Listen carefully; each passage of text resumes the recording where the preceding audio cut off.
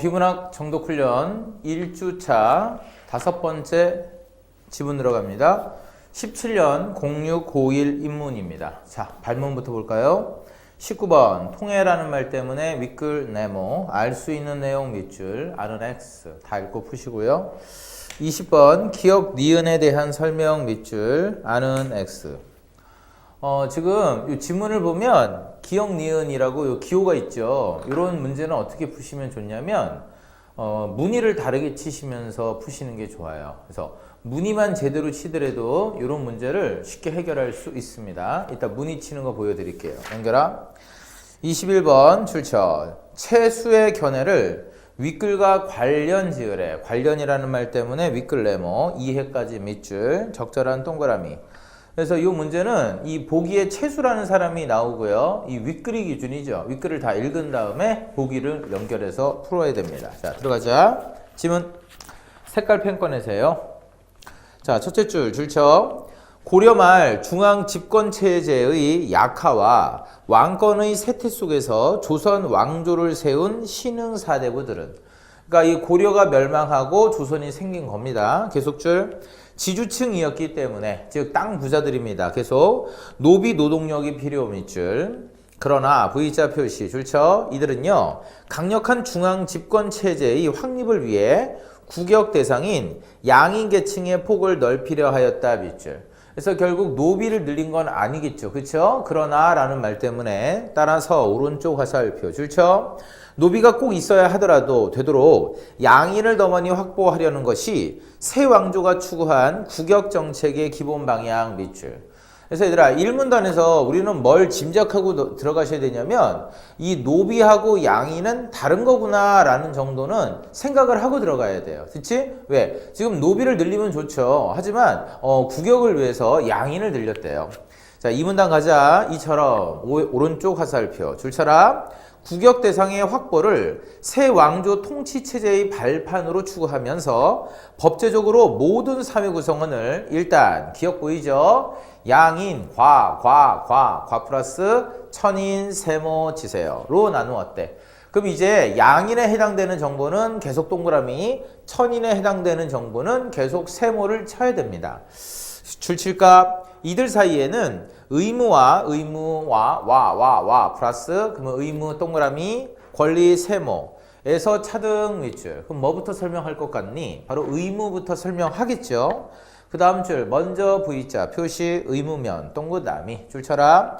양인 남자는 양인 동그라미, 국역인 군역과 요역의 의무 밑줄. 한 줄 내려가. 이에 비해 V자 표시 천인 세모 치세요. 줄 쳐라. 군역에서 철저히 배제 밑줄. 얘들아 이 군역이 뭐냐면 이 군대 가는 거예요. 됐지? 그러면 천인은 군대 갈 수 없다는 거니까 군대는 누구만 갈 수 있다? 한 줄 올라가세요. 바로 양인 남자만 군역의 의무를 지는 거지. 그래서 양인 옆에 군역 동그라미. 됐죠? 자, 그래서 군역은 양인에만 해당되는 정보니까 이렇게 무늬를 친 거예요. 그럼 여러분 요역은요 무늬를 안 쳤죠. 왜일까요? 얘는 공통점이에요. 됐지? 자, 이제 3문단 들어가자. 권리면 세모 줄 쳐라. 양인과 천인은 신체와 생명의 보호와 같은 인간의 기본권을 공권력으로 보장받을 수 있는지에 뚜렷한 차이 밑줄. 그 옆에 천인 세모, 노비 세모. 아, 바로 노비가 천인이구나. 줄 쳐라. 재산으로 보아 매매, 상속, 양도, 증여의 대상 밑줄. 쉼표 다음 줄쳐. 사는 곳을 옮길 자유가 없었대. 없었다 X. 그러니까 이 노비들은 이사도 못 가요. 계속 줄쳐. 노비와 양인이 싸우면 노비가 한 등급 더 무거운 벌 밑줄. 치사하죠. 한 줄 내려가. 권리부터 줄 쭉. 권리면에서 양천의 가장 분명한 차이는 관직 진출권이 있느냐 밑줄. 그러면 한쪽은 있고요. 한쪽은 없다라는 얘기가 나오겠죠? 양인부터 줄쳐. 양인 중에도 관직 진출권이 제한된 사람이 적지 않았으나 왜? 이 관직은 주로 양반이 나가겠죠. 계속 줄쳐. 양인은 일단 관직 진출권이 있었다 밑줄. 그러니까 얘들아 법적으로 우선 권리는 있는 거야. 그러니까 실제 많이 진출하는 건 아니지만 계속 줄. 더러 노비가 국가에 큰 공로를 세워 정규 관직인 유품직을 받기도 했대. 와우. 나 V자 표시 줄쳐. 이때는 반드시 양인이 되는 종량 절차를 먼저 밟아야 했다 밑줄. 그러니까 얘들아, 이 노비가 지금 뭔가 지금 관직을 얻게 되려면 단계가 있죠. 노비가 바로 관직을 얻는 게 아니라 노비가 우선 양인으로 바뀐 다음에 그 다음에 관직을 얻는 거예요. 됐죠? 자, 이제 그 다음 줄. 그러나 V자 표시 줄쳐. 이러한 양천 구분은요, 국가의 법적 구분 밑줄. 그러니까 법으로는 양천입니다. 계속 줄. 실제 사회 구성원은 더 복잡한 밑줄. 어떨까? 한 줄 내려가. 중간에 상급 찾아. 줄쳐. 상급 신분층 밑줄. 양반계층 네모. 줄쳐. 의관, 역관과 같은 기술직이나 서얼 밑줄. 중인계층 네모. 또 줄쳐. 양인 중 수가 가장 많았던 밑줄. 평민계층 네모. 옆에 노비부터 줄쳐. 노비가 주류 밑줄. 천민계층 네모. 그러니까 얘들아, 실제적인 계층이 몇 개예요? 4개예요, 여러분. 그러니까 법적인 계층과 실제적인 계층이 다릅니다. 그 다음 줄. 양반 찾아. 중간에 있다. 줄 쳐라. 양반은 정치, 사회, 경제 면에서 갖가지 특권과 명예를 독점 밑줄. 한 줄 내려가. 반상 찾아봐. 네모. 줄 쳐. 신분을 지배자와 피지배자로 나눈 것 밑줄 치세요. 자, 이제 칠판 좀 보세요. 여러분, 반상은 뭐의 줄임말이냐면 양반과 상민의 줄임말이에요. 됐지? 자, 그래서 여기 반자가 있고 여기 상자가 있지 않습니까? 자, 그래서 이 양반은요, 특권층이에요, 여러분. 됐지? 자, 그러면 상민은 뭘까? 양반이 아닌 사람은 다 상민 아닐까요? 한 줄 내려가. 반부터 줄쳐. 반에는 중인이 들어가지 않았지만 X 치세요. 자, 그러면 위에 우리 4문단 가보세요. 자, 우리 실제적으로 신분이 몇 개였어요? 4개였죠. 자, 그래서 양반, 중인, 평민, 천민이야. 그래서 이 중인은요, 우선 계급적으로 볼 때 몇 위예요? 2위예요, 2위. 그치? 자, 그러면 얘도 상당히 높은 편이다 라고 생각을 할 수 있겠지만 얘는요, 이 반상할 때 이 양반에 들어가지는 않았대요. 됐죠? 자, 그러면 다시 한번 칠판 보자, 얘들아. 자, 실제 4가지 계층을 다시 한번 적어볼게. 양반 계층이 있고, 그 다음에 중인 계층이 있고, 그 다음에 평민 계층이 있고, 맨 마지막이 천민 계층이 있잖아. 그래서 왠지 4개니까 반을 딱 나누면 여기 2개가 양반이고 여기 2개가 상민이다 이렇게 생각하면 되게 좋은데 바로 이 양반과 상민은 이렇게 나눠진다는 얘기예요. 됐지? 그래서 이렇게 생각하면 돼. 이 중인은 아무리 애를 써도요, 이쪽으로 편입하기가 너무너무 힘든 거예요. 됐지? 자, 그래서 이 벽을 되게 높게 만든 거죠. 그치? 자, 계속할까? 자, 반부터 다시 읽자. 반에는 중인이 들어가지 않았어요. 않았지만 X. 계속 줄쳐. 상에는 평민부터 노비까지 포함 밑줄. 자, 그러면 상에는 평민부터 노비야. 그러면 얘들아, 이렇게 느낌이 오지? 여기가 반이고요. 여기가 상이에요, 여러분. 그러면 얘들아, 이 중인은 한마디로 가운데 붕 떠 있는 거다. 얘는 상인도 아니고 뭘까? 그치?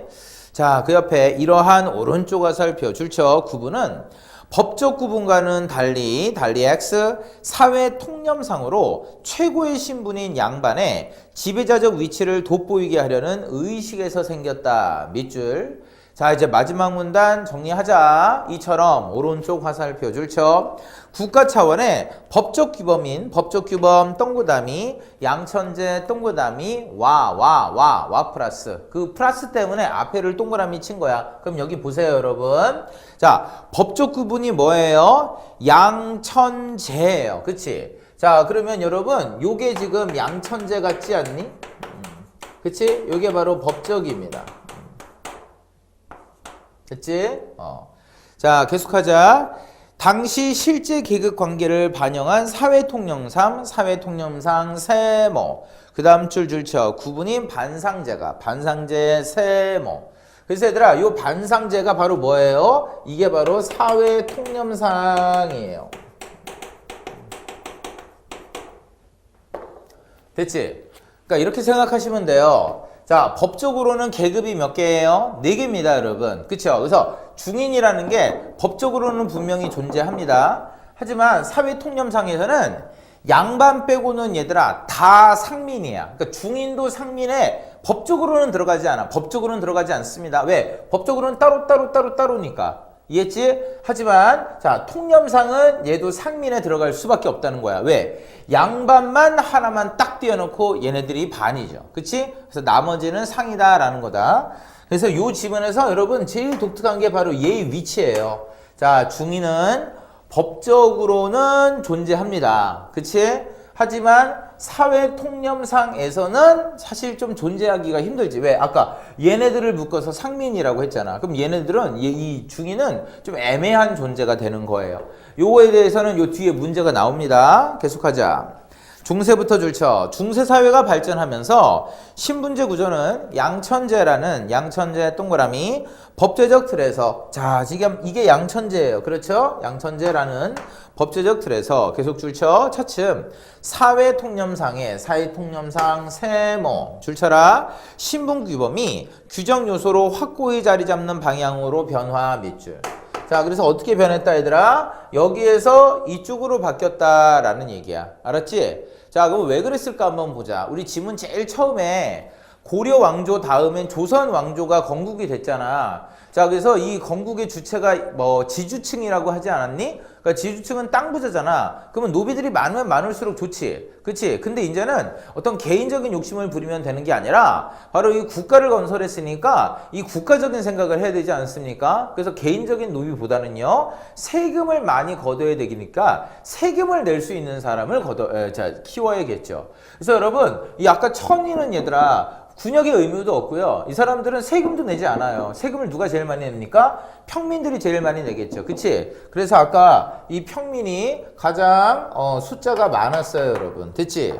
자, 그래서 조선 초기 때는 평민을 뭔가 법적으로 보장을 해줘야 돼. 그래서 평민이 법적으로 딱 정해져 있는 요 4가지 이 구분으로 진행을 하다가 이제 조선 전기가 끝나면 이제 어떻게 바뀐다?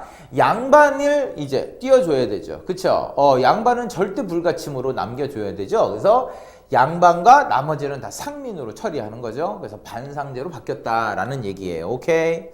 자, 이는부터 줄쳐. 이는 지주제의 확대, 발전, 그리고 조선사회의 안정과 변동 밑줄 치세요. 됐어?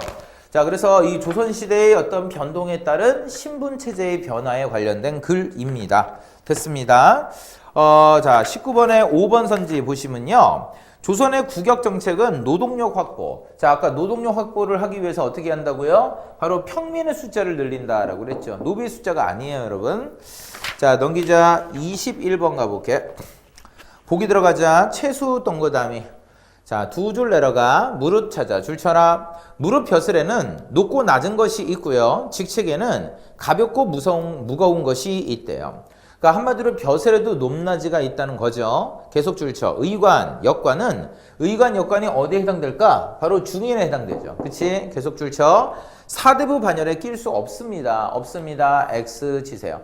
그러니까 이 얘기 지금 왜 할까요? 여기 보세요, 여러분. 아까 상민이 지금 이 평민과 천민을 합쳐서 상민이라고 했잖아. 그러면 이 중인은 얘들아 상민에 안 들어가니까 어디에 끼워 넣고 싶니?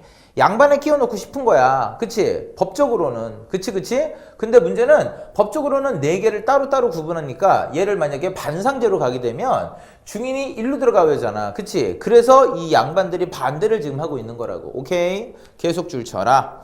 의관, 역관, 무리는 모두 미천한 계급 출신으로 사족이 아닙니다. 아닙니다. X. 이때 이 사족이라는 건 선비사자, 즉 사대부라는 거죠. 양반이 아니라는 겁니다. 자, 그래서 결국 얘는 자, 지금 반상제에 양반으로 편입하는 걸 강하게 지금 반대하고 있는 거죠. 그래서 답이 왜 3번인지 보자. 읽기만. 의관, 역관과 같은 중인들, 이 사람들이 중인 맞아요. 바로 동서 양반에 발탁하려는 임금의 조치에 반대하고 있죠. 왜? 양반부터 줄쳐. 양반의 지배자적 위치를 돋보이게 하려는 의식 밑줄. 이해합니까? 자, 이렇게 푸시면 되겠지요. 자, 이렇게 해서 자, 이제 1주차 강의를 마치겠습니다. 한 주 동안 고생 많으셨어요.